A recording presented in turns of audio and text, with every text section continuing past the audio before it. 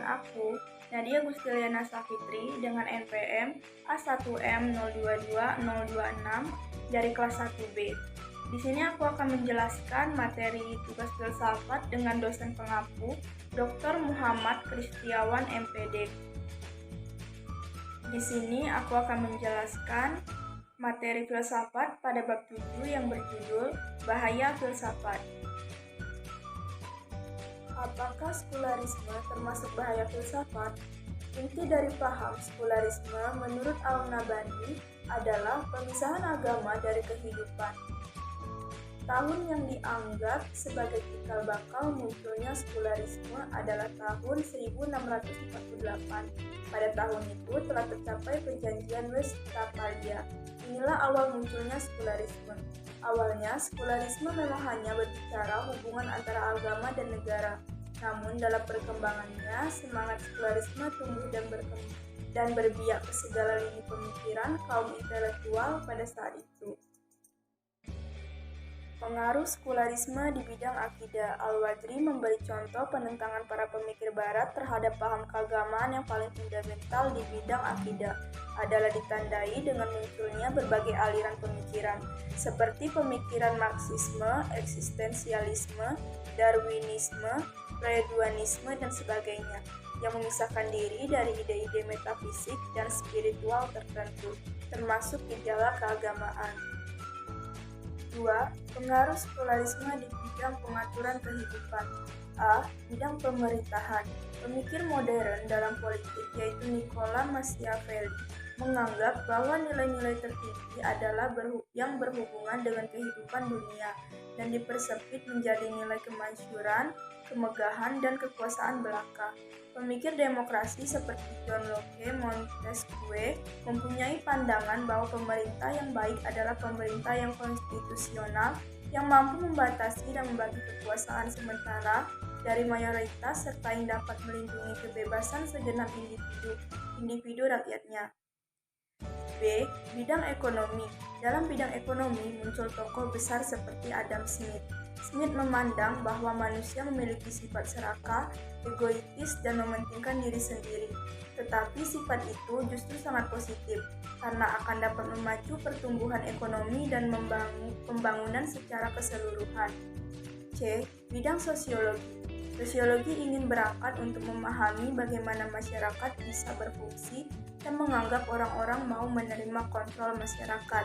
Sosiologi juga harus menjelaskan perubahan sosial, fungsi-fungsi sosial, dan tempat individu di dalamnya. D. Bidang pengamalan agama. Dalam pengamalan agama pun ada prinsip sekularisme yang amat terkenal, yaitu paham pluralisme agama, prinsip kebebasan, prinsip kesetaraan, dan prinsip netralitas. Dari prinsip pluralisme agama inilah muncul pandangan bahwa semua agama harus dipandang sama. Pengaruh sekularisme di bidang akademik. Di bidang akademik, kerangka keilmuan yang berkembang di Barat mengacu sepenuhnya pada prinsip-prinsip sekularisme.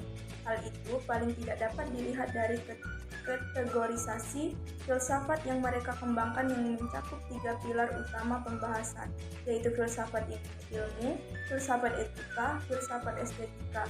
Dapat disimpulkan bahwa sekularisme telah hadir di dunia ini sebagai sebuah sosok alternatif yang menggantikan sepenuhnya peran Tuhan dan aturan Tuhan di dunia ini. Bagaimana umat Islam seharusnya dan sekularisme? Seiring dengan proses penjajahan yang mereka lakukan, ide sekularisme terus ditancapkan dan diajarkan kepada generasi muda Islam. Pandangan Islam terhadap sekularisme ditandai dengan firman Allah dalam Quran Surah Al-Insan ayat 2-4.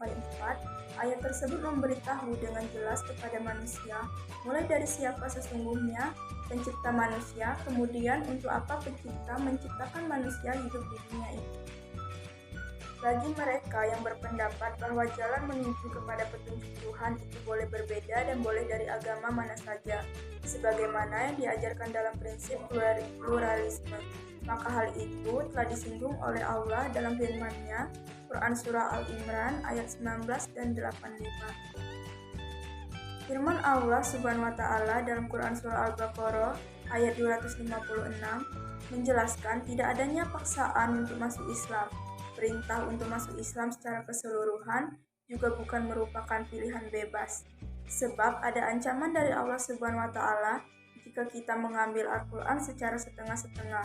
Ditandai dengan firman Allah Subhanahu wa taala dalam Quran surah Al-Baqarah ayat 85. Keharusan adanya pihak yang mengatur yaitu penguasa negara yang bertugas menerapkan Al-Quran dan Sunnah. Hal itu diperkuat dalam Quran surah An-Nisa ayat 59. Selain itu juga ada pembatasan dari Allah Subhanahu wa taala bahwa yang berhak untuk membuat hukum hanyalah Allah Subhanahu wa taala. Allah Subhanahu wa taala berfirman dalam Quran surah Al-An'am ayat 57. Oleh karena itu, tugas manusia di dunia hanyalah untuk mengamalkan apa-apa yang telah Allah turunkan kepadanya, baik itu menyangkut urusan ibadah, akhlak, pemerintahan, ekonomi, sosial, pendidikan, dan sebagainya.